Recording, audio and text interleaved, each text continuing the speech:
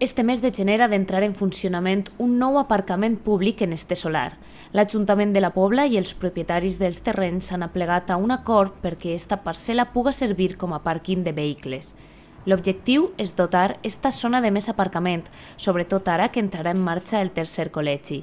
També per facilitar l'aparcament de cotxes, tant dels que acudixen als comerços com de treballadors de la zona industrial. L'Ajuntament s'ha ficat en comunicació amb els propietaris d'aquest terreno que estem i ja hem arribat a un acord, hem fet un alquiler per 5 anys per poder donar un reforç a aquesta zona d'ací, que ara al tindre l'apertura del nou col·legi creiem que aquesta zona va tindre molt més trànsit. La gent que vingui a aparcar, o tant bé al col·legi com als comerços que hi ha ací, que tinguin un apoyo més, que tinguin un reforç, i a l'hora d'aparcar així que hi ha molts cotxes, molts vehicles, i estem segurs que funcionarà bé i estarà la gent més tranquil·la.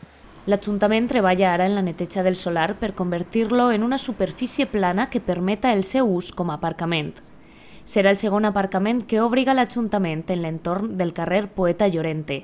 En 2008 s'obria este atre al mig del carrer per facilitar l'aparcament en una de les zones més complicades per fer-ho i amb més comerços. La idea és reforçar la zona d'ací, el carrer d'ací, igual que s'ha fet en un altre pàrquing que tenim, així també és reforçar tota la zona perquè la gent pugui tindre un lloc on aparcar més còmode i més servici pel poble, tant pels pares que poden al col·legi com per la gent que vaig als comerços a comprar i, en definitiva, una zona més tranquil·la on poder aparcar.